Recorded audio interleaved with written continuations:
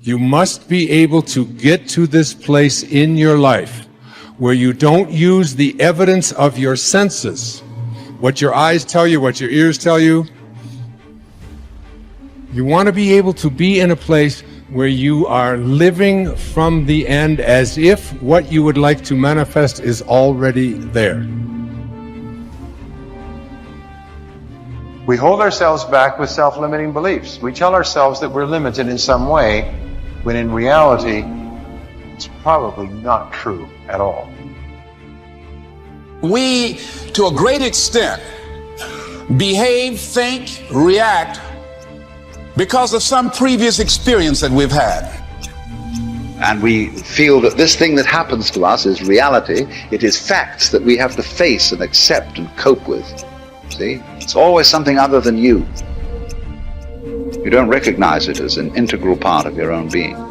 You are not just this irresponsible little mouse that's been chucked down into this world, but that you are really doing this work. You're running it. One of the great rules, by the way, one of the most important of all principles, is to challenge your self-limiting beliefs. You see, we are all plagued by self-limiting beliefs. Beliefs that we tell ourselves, things that we tell ourselves to hold ourselves back. We shoot ourselves in our own feet and then we admire our own marksmanship. So when you begin to look at your past, give an interpretation that empowers you. That's where I used to be. That's not where I am now. Ask one simple question. How extraordinary can I become? What am I capable of? What are my limits? How far can I push myself? But all by doing one simple thing. Pushing myself to get better every day. But from you are amazing. You hear me? You are amazing. And the day you recognize you're amazing, the day you understand how amazing you are, everything changes. And I need you to understand something. When you recognize who you are, when you realize how amazing you are, there's just certain things you're not going to do no more. Come out here with what you got. You don't have enough money? Don't worry about it. You got the dream. You got the idea. You don't have enough resources? Don't worry about it. You need some help? Don't worry about it. You get out here in the arena, someone will look at you and become inspired and say, hey, can I help you? But if you're sitting up on the bleachers, nobody's going to ask you anything. You've got to get into the flow of action. Nelson Mandela, in his talk, said, our great problem is not that we feel that we are powerless, but that deep down inside we feel that we are powerful beyond measure. It's an incredible thought. It's almost a scary thought, isn't it? But it's also true, because the powers that you have are extraordinary.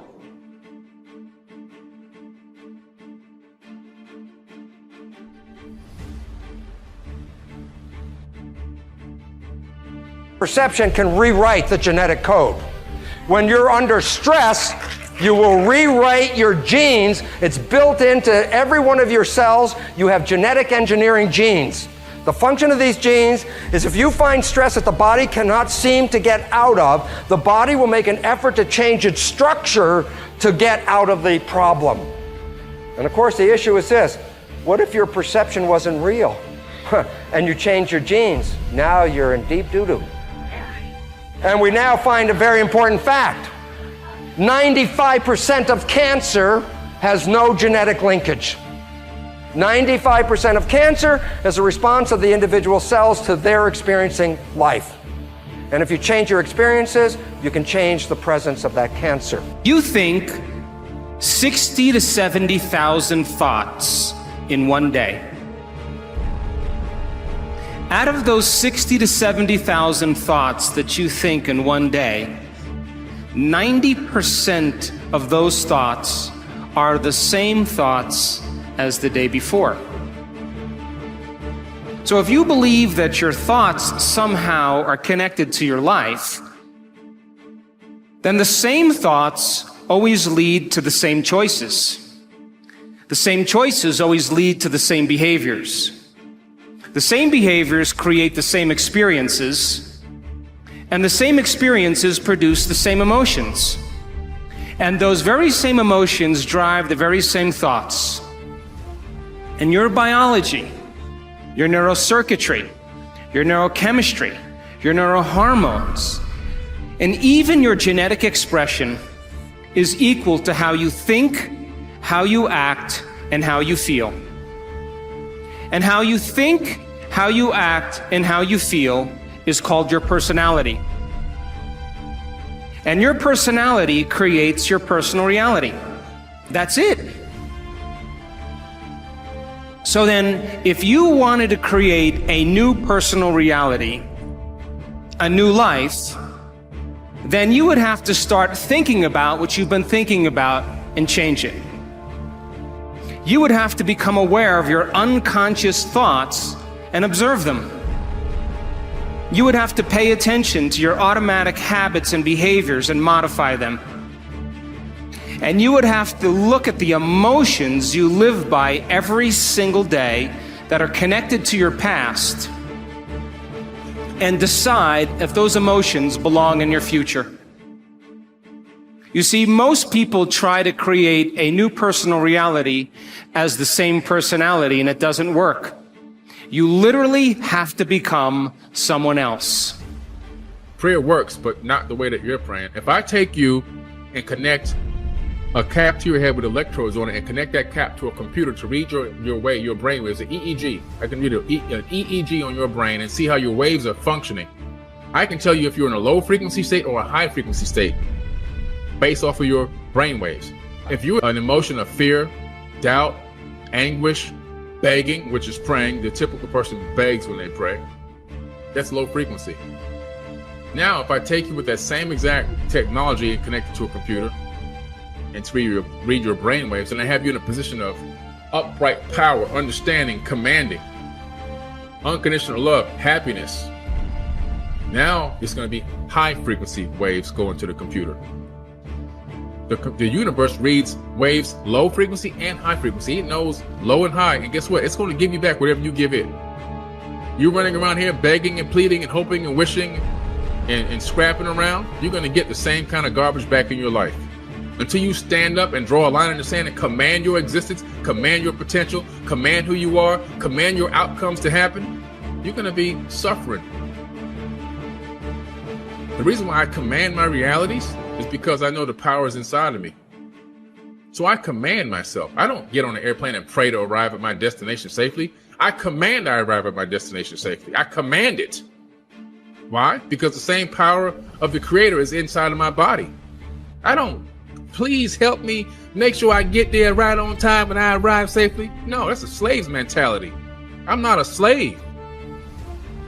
I got the power of the Creator flowing through every atom in my body. So that I have a fractal of that power in me, I'm going to command things with confidence.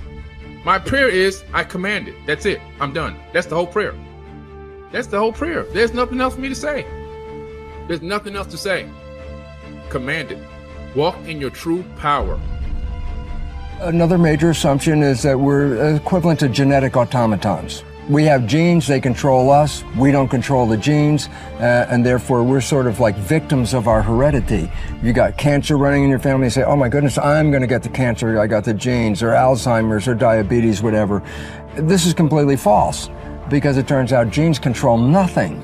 It's really the environment that is controlling the genes, and more importantly, our perception of the environment.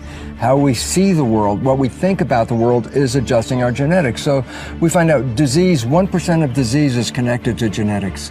90% or more of disease is connected to how we live in the world, because how we live in the world is altering or affecting our genetic activity. So what we know and what we believe is changing our reality constantly. Right, because the new science is called epigenetics. And what it means is this: our beliefs and how we see the world, we change our genetics. So rather than being victims, which we have believed all the way up to now, we are the masters. We change our genetics just by how we respond to the world. So we can change our responses, which means then we can change our genetics. So we're not victims. And one of the most personally exciting things that happened to my life was to recognize that I was not a victim of my genes or a victim of my society, that I actually am a creator of my life. And once understanding that nature and expressing that creativity, I profoundly changed my life from being a victim to being a master of my creation.